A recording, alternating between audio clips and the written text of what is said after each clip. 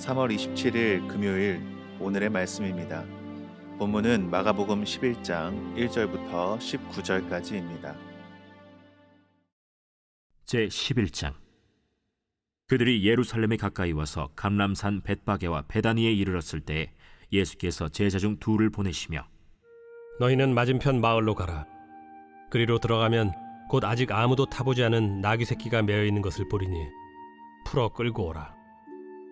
만일 누가 너희에게 왜 이렇게 하느냐 묻거든 주가 쓰시겠다 하라. 그리하면 즉시 이리로 보내리라. 제자들이 가서 본즉 나귀 새끼가 문 앞 거리에 매어 있는지라. 그것을 푸니 거기 서 있는 사람 중 어떤 이들이 이르되 나귀 새끼를 풀어 무엇하려느냐? 제자들이 예수께서 이르신 대로 말한대 이에 허락하는지라. 나귀 새끼를 예수께로 끌고 와서 자기들의 겉옷을 그 위에 얹어 놓음에 예수께서 타시니 많은 사람들은 자기들의 겉옷을, 또 다른 이들은 들에서 벤 나뭇가지를 길에 펴며 앞에서 가고 뒤에서 따르는 자들이 소리 지르되 찬송하리로다. 주의 이름으로 오시는 이여 찬송하리로다. 오늘 우리 조상 다윗의 나라여 가장 높은 곳에서 호산나. 찬송하리로다. 다윗의 나라여. 예수께서 예루살렘에 이르러 성전에 들어가사 모든 것을 둘러보시고 때가 이미 저물매 12 제자를 데리시고 베다니에 나가시니라. 이튿날 그들이 베다니에서 나왔을 때 예수께서 시장하신지라. 멀리서 잎사귀 있는 한 무화과 나무를 보시고 혹 그 나무에 무엇이 있을까 하여 가셨더니 가서 보신즉 잎사귀 외에 아무것도 없더라. 이는 무화과의 때가 아님이라. 예수께서 나무에게 말씀하여 이르시되 이제부터 영원토록 사람이 내게서 열매를 따먹지 못하리라 하시니 제자들이 이를 듣더라. 그들이 예루살렘에 들어가니라. 예수께서 성전에 들어가사 성전 안에서 매매하는 자들을 내쫓으시며 돈 바꾸는 자들의 상과 비둘기 파는 자들의 의자를 둘러 엎으시며 아무나 물건을 가지고 성전 안으로 지나다님을 허락하지 아니하시고 이에 가르쳐 이르시되 기록된 바 내 집은 만민이 기도하는 집이라 칭함을 받으리라고 하지 아니하였느냐? 너희는 강도의 소굴을 만들었도다. 대제사장들과 서기관들이 듣고 예수를 어떻게 죽일까 하고 꾀하니 이는 무리가 다 그의 교훈을 놀랍게 여기므로 그를 두려워함일러라. 그리고 날이 저물매 그들이 성 밖으로 나가더라. 오늘 본문에서 예수님은 예루살렘에 입성하시기 전에 제자들 중 둘을 마을에 보내셔서 나귀 새끼를 구해오게 하십니다. 제자들이 마을에 가보니 아직 아무도 타보지 않은 나귀 새끼가 매어 있었고 나귀 주인에게 예수님의 말씀대로 주께서 쓰시려고 합니다. 쓰시고 나면 지체 없이 이리로 돌려보내실 것입니다. 라고 말하니 주인은 즉시 그 나귀를 내어줍니다. 왜 예수님은 나귀 중에서 그것도 새끼를 타고 예루살렘에 입성하실까요? 그것은 예언의 말씀을 이루시기 위함입니다. 스가랴 9장 9절 말씀에 보면 시온에 따라 크게 기뻐할지어다. 예루살렘에 따라 즐거이 부를지어다. 보라, 내 왕이 내게 임하시나니 그는 공의로우시며 구원을 베푸시며 겸손하여서 나귀를 타시나니 나귀의 작은 것 곧 나귀 새끼니라 라는 말씀이 있습니다. 그렇습니다. 예수님은 스가랴의 예언대로 구원을 베푸실 왕이십니다. 그 왕은 공의로우신 왕, 구원을 베푸시는 왕입니다. 그분이 바로 겸손의 왕 예수님이십니다. 그는 군마를 타고 세상을 칼과 창으로 다스리는 왕이 아니라 온유와 겸손으로 무장한 왕이십니다. 일반적으로 왕은 위엄을 지닌 멋진 말을 타는데 예수님은 나귀, 그것도 나귀 새끼를 타고 들어오시는 것이 그 증거인 것이죠. 유월절로 인해 예루살렘으로 향하던 수많은 사람들은 예수님이 나귀를 타고 예루살렘에 들어오시는 모습을 보았습니다. 그리고 자신들의 겉옷과 또 나뭇가지를 길에서 펴며 이렇게 외칩니다. 호산나 찬송하리로다. 주의 이름으로 오시는 이여 찬송하리로다. 오는 우리 조상 다윗의 나라여 가장 높은 곳에서 호산나. 그 당시 겉옷을 펴는 것은 왕을 맞이하는 행동이었고 또 호산나는 왕의 자비를 구하는 찬송이었습니다. 그러니까 사람들은 왕이신 주님을 높여드린 것이죠. 하지만 무리들은 예수님에 대해 오해하고 있었습니다. 그들은 예수님이 자신들의 나라, 곧 이스라엘을 예전의 영광으로 회복시키실 왕으로 기대했습니다. 그러니까 로마의 식민지였던 이스라엘을 해방시키고 전쟁에서 승리를 가져다 줄 민족 지도자로 여긴 것이죠.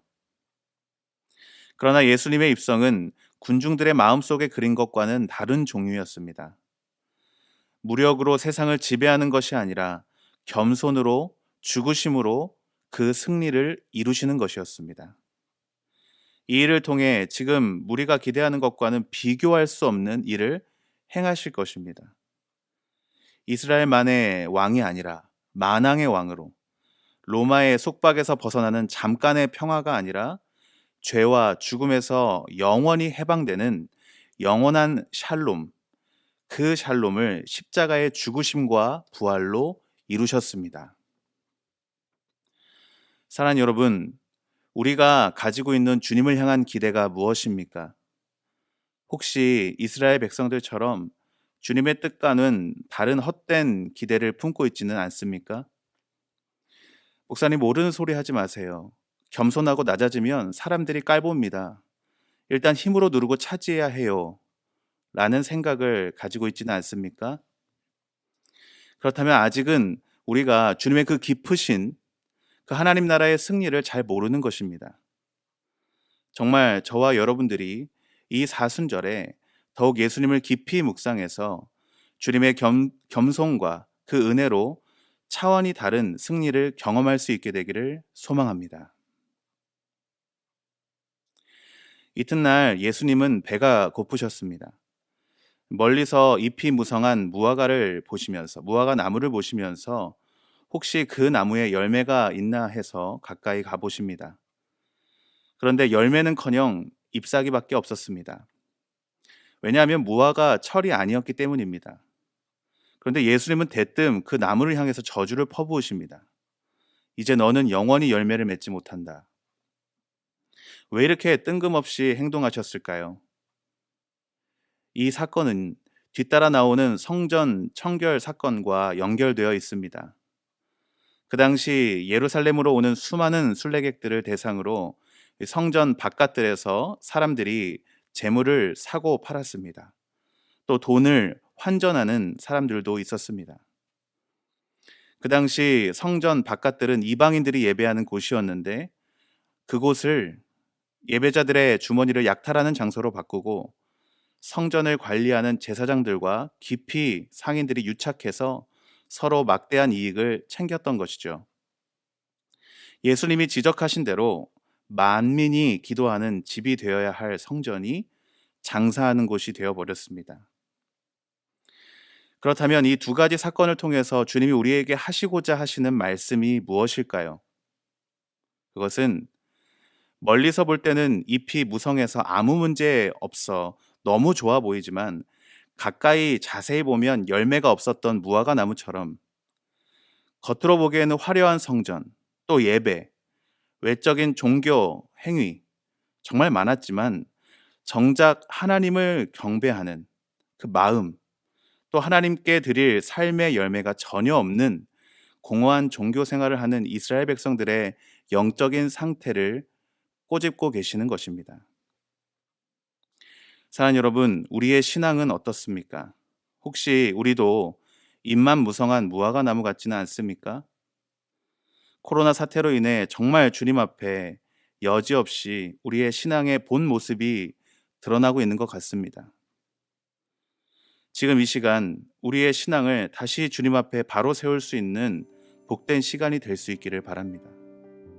너무 습관적으로 드렸던 예배, 아무런 열매가 없는 우리의 삶에서 벗어나 진정한 갈망이 있는 예배, 세상에서 선한 영향력을 끼치는 삶이 무엇인지 고민하며 주의 말씀에 따라 풍성한 열매를 맺는 저와 여러분들 되기를 주님의 이름으로 축복합니다.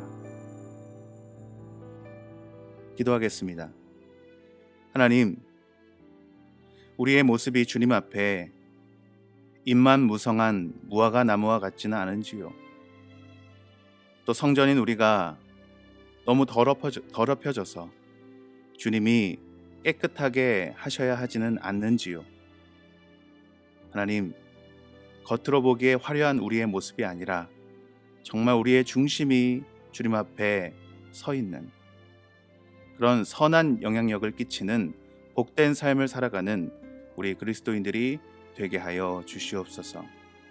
예수님의 이름으로 기도하옵나이다. 아멘. 함께 기도할 기도 제목은 첫 번째, 하나님의 말씀의 빛이 나를 더욱 깨우게 하시고 하나님과 더욱 깊이 있는 교제에 들어가는 시간이 되게 하소서. 두 번째, 나라와 민족을 불쌍히 여기게 하시고 하나님의 뜻대로 인도하옵소서. 또한 우리 방어진 제일교회가 말씀과 성령이 충만한 교회로 굳게 세워주소서. 세 번째, 코로나19 바이러스 백신이 속히 개발되게 하시고 하나님의 평강이 온 땅 가운데 충만하여 일상의 온전한 회복이 있게 해 주시옵소서. 함께 기도하겠습니다.